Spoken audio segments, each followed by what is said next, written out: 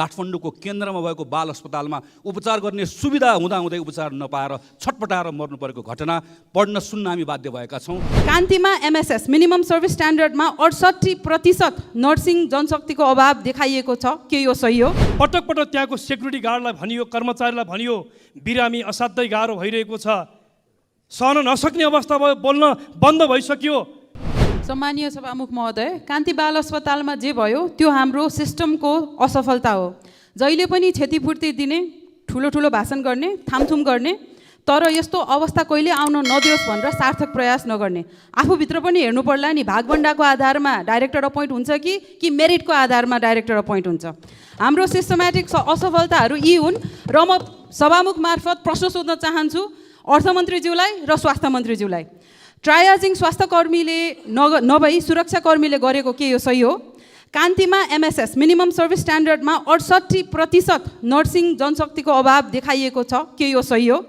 Disaster call भयो कि भएन? आफूसँग ड्युटीमा नभएको जनशक्तिलाई बोलाउन, बिरामी स्टेबल गरेर 500 पर टिचिङ अस्पताल अथवा आइएफसिएचको सहयोग लियो कि लिएन? देशको राजधानीमा प्राथमिक उपचार केन्द्रहरूको अवस्था के छ? प्री हस्पिटल केयरको स्थिति के छ? एम्बुलेन्समा प्यारामेडिक छ कि छैन?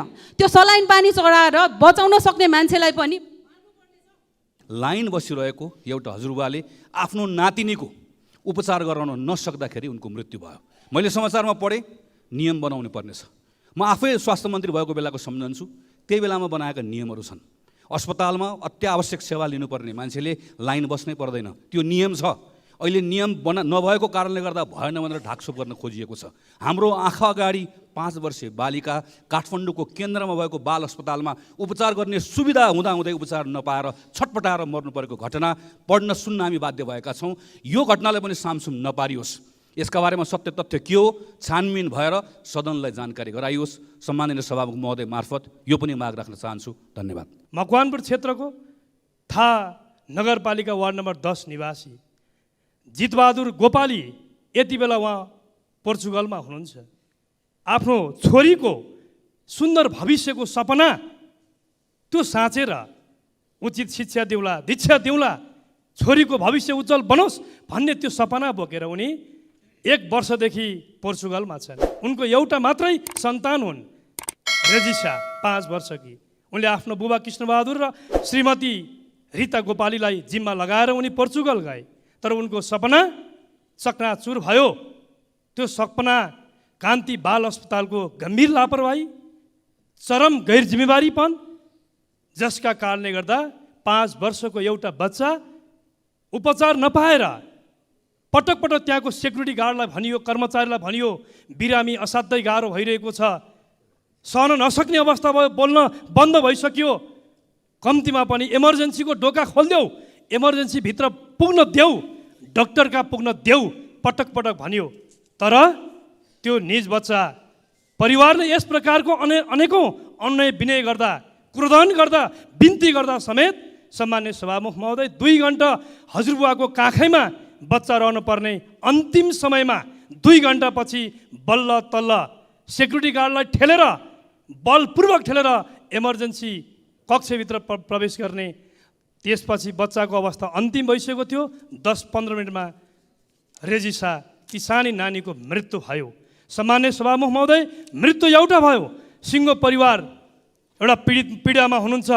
यसले के देखाउँछ भने अस्पतालभित्रको चरम लापरवाही, व्यथिति एकातिर देखाउँछ भने यो घटनाको बारेमा त्यहाँको अस्पतालको निर्देशकले जिम्मा लिनुपर्छ कि पर्दैन, त्यहाँको अस्पताल विकास समितिले जिम्मा लिनुपर्छ कि पर्दैन। त्यति मात्र होइन, स्वास्थ्य मन्त्रीज्यूले यो संसदमा आएर यो विषय आज पहिल्यै समय लिएर बताउनु पर्थ्यो, देशलाई बताउनु पर्थ्यो। यो देशभरि यस्ता सरकारी अस्पतालमा यस्ता व्यथिति भइरहेको सूचनाहरू आइरहेको छ। यस बारेमा म सम्मान्य सभामुख महोदय मार्फत म नेपाल सरकारको ध्यान आकर्षण गर्न चाहन्छु। त्यो घटनामा, त्यो लापरवाही र गैर जिम्मेवारीपनमा जोडिएका अस्पताल व्यवस्थापन समिति, त्यहाँको निर्देशक लगायतको टिम अध्ययनमा ल्याइयोस्, दोषीहरू पर कारबाही गरियोस्, यो माग गर्न चाहन्छु। सँगसँगै म सम्मान्य सभामुख महोदय मार्फत नेपाल सरकारको सम्बन्धित म मन्त्रालयको मन्त्रीज्यूको ध्यान आकर्षण गराउन चाहन्छु। अविलम्ब ती पीडितले न्याय पाउनुपर्छ। न्याय पाउने कुराको सुनिश्चितता सरकारबाट हुनुपर्छ, क्षतिपूर्तिको सुनिश्चितता हुनुपर्छ। आइन्दा यस्ता घटना नघटोस् भन्नेतर्फ पूर्ण क्षमतामा चल्नुपर्ने भौतिक पूर्वाधारहरू छ। 52 पूर्ण क्षमतामा आइसियु छ, 52वटा सही आइसियु छ। त्यो पूर्ण क्षमता चल्ने जनशक्ति बजेटको ठिक ढङ्गले यदि सरकारले व्यवस्थापन गरेको भए यस्तो दुर्घटनाहरू हुँदैन थियो। यसतर्फ पनि म सरकारको ध्यान आकर्षण गराउँदै पीडितले न्याय पाओस्, क्षतिपूर्ति पाओस्, यो माग गर्न चाहन्छु। धन्यवाद। देशको राजधानी काठमाडौँको मुटुङमा रहेको कान्ति बाल अस्पतालको इमर्जेन्सीमा उपचारका लागि ल्याइएकी 5 वर्षीय रोजिसा गोपालीको 2 घण्टामा कुर्नु परेर उपचार ढिलो भएर प्राण त्याग्नु परेको नराम्रो खबरसँग सुरु गर्छु। एउटा आमाको कोख हेर्दा हेर्दै रित्तिएको छ र एउटा परदेशमा पसिना बगाउँदै गरेको बाउको सपना चकनाचुर भएको छ। योभन्दा लज्जास्पद कुरा हाम्रो लागि के हुन सक्छ सभामुख महोदय? यो सरकारलाई कुनै लाज, शरम, डर, चिन्ता छ कि छैन?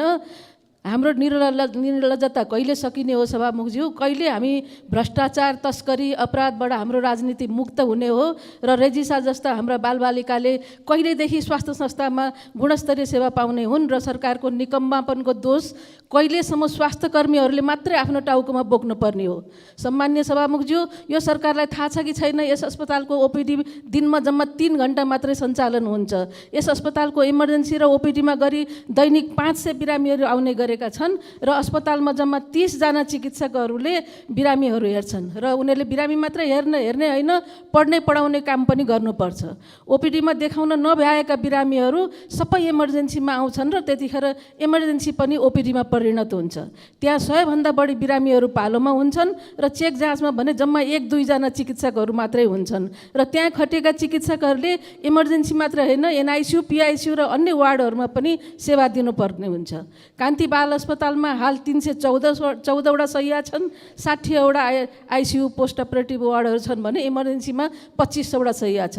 अस्पतालमा आज रहेको बिरामीको चाप बमोजिम अस्पतालमा गुणस्तरीय सेवा दिने के कस्तो मानव संसाधनको आवश्यकता पर्छ विचार नगर्ने, नहेर्ने, 23 वर्ष पुरानो दरबन्दीबाट अस्पताल चलाऊ भनी सुतेर बस्ने सरकारले, स्वास्थ्यको बजेट काट्ने यो सरकारले यो जिम्मेवारी लिनुपर्छ कि पर्दैन? नेपाल सरकारको आफ्नै मापदण्ड बमोजिम यति शैय्या सञ्चालन गर्ने अस्पताललाई कम्तीमा 533 जना नर्स चाहिन्छ भनेकोमा यो अस्पतालमा जम्मा 170 जना नर्स मात्रै हुनुहुन्छ र त्यसमध्ये पनि करिब 10 जना नर्स लामो बिदामा र अध्ययन बिदामा हुनुहुन्छ। वीर अस्पताल, गङ्गालाल अस्पताल, महाराजगञ्ज अस्पताल भन्दा कान्ति बाल अस्पतालमा काम गर्ने नर्सहरूको पारिश्रमिक धेरै कम छ भन्नेतिर यो सरकारको ध्यान जानुपर्छ कि पर्दैन? अस्पतालको निर्देशकको नियुक्ति पनि यहाँ उसको काबिलियतको आधारमा हुँदैन सभामुखज्यू, उसको चाहिँ राजनीतिक भागभण्डामै हुने गरेको छ। राजनीतिक भागभण्डामा गरेको 9 महिनामा यो अस्पतालमा 5वटा 6वटा निर्देशकहरू फेरिएको उदाहरण पनि यही अस्पतालमै छ। भनसुनको आधारमा बन्ने निर्देशकले अस्पतालको सुधार नगरी नेताहरूको चाकरी गर्न जानु त स्वाभाविकै हुन्छ नि सभामुखज्यू। यस्ता कुराको जिम्मेवारी सरकारले लिने कि नलिने? यसरी बनेका निर्देशकहरूले अस्पतालको नीति र प्रोटोकल बनाउने कुराहरूमा किन ध्यान दिन्छन् सभामुखज्यू? सभामुखज्यू, यसरी बारम्बार अस्पतालमा दुर्घटना भइरहँदा सम्बन्धित मन्त्रालय र निकायहरूले सधैँभरि छानबिन समिति गठन गर्ने र त्यसको सुई चाहिँ सधैँभरि स्वास्थ्य कर्मीतिर मात्र तेर्स्याउने कुराको त्यो अब गर्न पाइँदैन। यस्ता अनुसन्धानको सुई अब सरकार र नियामक निकायहरूतिर तेर्सिनुपर्छ सभामुखज्यू। अस्पतालमा इमर्जेन्सीभित्र पस्नु अघि ट्रायल सिस्टमको व्यवस्था कसले गर्ने हो? अस्पतालको गार्डलाई ट्रायलको अस्पताल जिम्मा दिएर अस्पताल प्रशासन र सरकार ठुलो कुरा गर्न मिल्छ? ट्रायल नर्सको व्यवस्था गर्ने जिम्मेवारी कसको हो? त्यो चाहिँ हेर्नु पर्यो नि। बिरामीको चापको ख्याल नगरेर साँझमा ओपिडी चलाउने व्यवस्था किन गर्न नसकेको हो? सिनियर चिकित्सकहरूलाई अस्पतालभित्र राखेर फ्लोरको ड्युटी गर्न किन सरकारले नसकेको हो? त्यसको जिम्मेवारी कसले लिने हो? यस्ता ठुला अस्पतालमा एउटा हेल्प डेस्क छैन, एउटा छुट्टै बिरामीहरूको पिरमर्का हेर्ने ड्युटी अफिसर छैन, इमर्जेन्सीमा कार्यरत डाक्टरहरू र नर्सहरू अस्पतालको सम्पूर्ण व्यवस्थापनको जिम्मेवार हुन सक्दैनन् सभामुखज्यू। उसकोमा पुगेका बिरामीहरूको उसले सही उपचार गर्ने हो, उसले मेडिकल नेग्लिजेन्सको, म्याल प्र्याक्टिसको भागीदार हुने हो सभामुखज्यू। अस्पतालमा हुने हरेक दुर्घटनाको जिम्मेवार स्वास्थ्य कर्मीलाई मात्र दिने र सरकार सधैँ चोखिएर जनतालाई झुक्क्याउने कुरा अब गर्न पाइँदैन सभामुखज्यू।